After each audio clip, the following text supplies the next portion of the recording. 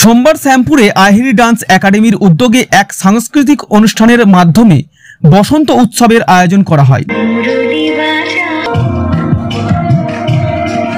সোমবার বিকেল 5টায় শ্যামপুরের একটি মাঠে এই উৎসবের মূল অনুষ্ঠান শুরু হয়। ভিড়ে ঠাসা দর্শক মণ্ডলীর উপস্থিতিতে উক্ত অনুষ্ঠানে আহিরি ডান্স একাডেমির কর্মকর্তা ও খ্যাতিমান শিল্পীদের অংশগ্রহণে সঙ্গীত, নৃত্য, কবিতা পাঠ, আবৃত্তি, বসন্তের পোশাক প্রদর্শনী ও কোরিওগ্রাফির আয়োজন করা হয়। বিশিষ্ট ব্যক্তিদের সংবর্ধনা দেওয়া হয়। অতিথি হিসাবে উপস্থিত ছিলেন পঞ্চায়েত সমিতির কর্মাধ্যক্ষ কৃষ্ণেন্দু পুরকায়েত, বিশিষ্ট সমাজসেবী শ্রীধর মণ্ডল, এছাড়াও আরও অনেকেই। এই বর্ণিল উৎসবের বিশেষ আয়োজন হিসাবে নান্দনিক সজ্জায় সজ্জিত 10 জন দর্শককে আহিরি ডান্স একাডেমির পক্ষ থেকে পুরস্কৃত করা হয় এবং প্রায় 500 জনকে মিষ্টিমুখ করান আয়োজক সংস্থার কর্ণধার নীলোদ্ভা মাইতি মণ্ডল। তিনি বলেন, এই উৎসব একাকী কখনোই পালন করা সম্ভবপর নয়, তাই তিনি আহিরি ডান্স একাডেমির পক্ষ থেকে সকলকে নিয়ে বসন্ত উৎসবের আয়োজন করেন।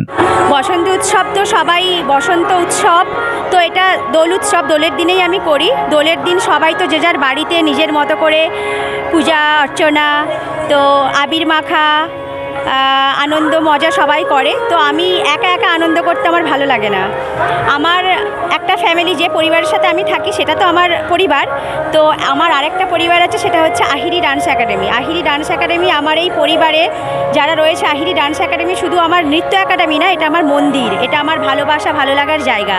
এখানে যারা যারা থাকে, যারা যারা আসে, তাদের নিয়ে আমার একটু নাচ, হইচই, আবির মাখা, মিষ্টি খাওয়া, তো এই সবগুলো আমার খুব ভালো লাগে। তাই জন্যই আমরা শুধুমাত্র এই বসন্তে নানান রকম বসন্তের গানের ওপরে নাচ করি, নাচ শেখাই। তো সেরকম তাই জন্য আমরা এই দোলের দিনটা বেছে নিয়েছি সবাই মিলে আনন্দ করার জন্যই, আর সব মানুষকে আনন্দ দেওয়ার জন্য। আমাদের বসন্ত উৎসব চলছে প্রায় 10 থেকে 12 বছর হবে। আমি যেহেতু নাচ ভালোবাসি, তো সবাই নাচ করুন, মজাই থাকুন। নাচলে সুস্থ থাকবেন, মন ভালো থাকবে, সবাই মিলে মজাই থাকুন, আর রং মাখুন, মজাই থাকুন, নাচ করুন, এটাই। আজকে তো উপস্থিত অনেকেই, আমার তো স্টুডেন্ট গার্জেন মিলে অনেকজনই উপস্থিত ছিলেন, কিন্তু বৃষ্টি, ওয়েদার হঠাৎ করে এরকম হয়ে গেল, তো সেই জন্য অনেকজনই নেই, সব চলে গিয়েছে।